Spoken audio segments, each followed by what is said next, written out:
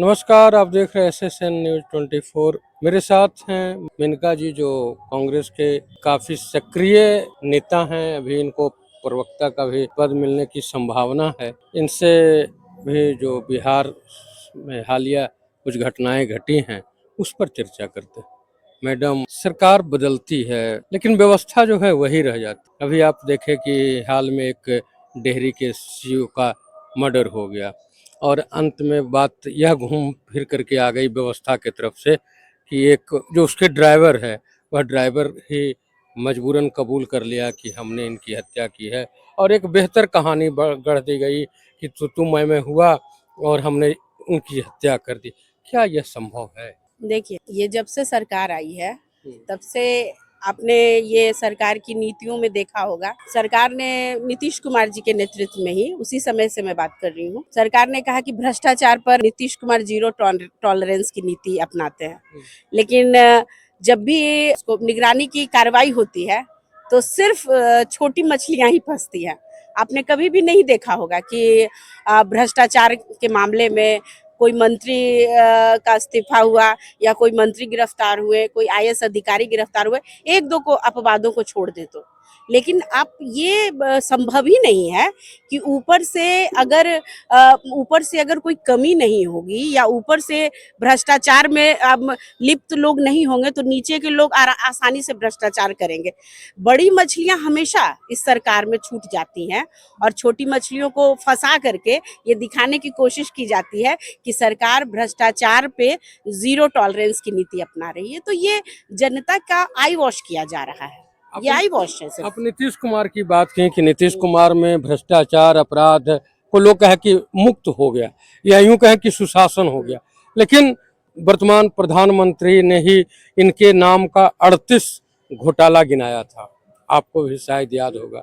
और उसमें एक घोटाला था सृजन घोटाला भागलपुर, और उसके बाद आपको याद होगा मुजफ्फरपुर में बालिका सुधार गृह कांड भी हुई थी। ब्रजेश ठाकुर को फंसा दिया गया और उसमें और भी लोगों के नाम आए, लेकिन पता नहीं क्या क्या हुआ।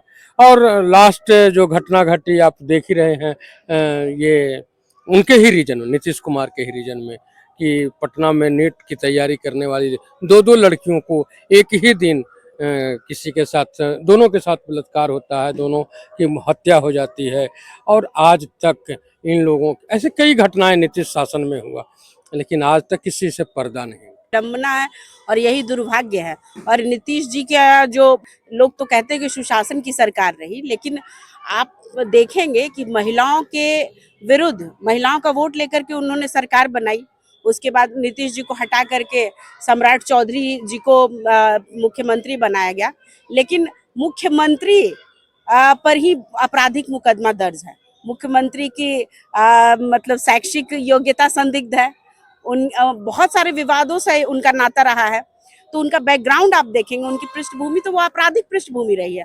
तो क्या आप उनसे उम्मीद करते हैं कि जिस मुख्यमंत्री का जो बिहार के सबसे शीर्ष सत्ता के शीर्ष पर बैठा है, जब उसकी छवि या उसकी जो पृष्ठभूमि है वो आपराधिक है, तो आप आम आदमी के लिए क्या इंसाफ की बात करेंगे? आप क्या जीरो टॉलरेंस की बात करेंगे? भ्रष्टाचार में सिर्फ आप देखिएगा तो बिहार प्रशासनिक सेवा के कुछ अधिकारी वीडियो CO तक पकड़ करके उनको बंद कर दिया जाता है और मीडिया में खूब चलाया जाता है और बिहार के लोगों को ये संदेश दिया जाता है कि देखिए हमारी सरकार तो जीरो टॉलरेंस की नीति अपना रही। लेकिन ये फॉलो अप मीडिया भी नहीं करता या कोई नहीं करता है कि भाई अगर वीडियो और CO ने भ्रष्टाचार किया तो वो पैसे किसको दिए उसने।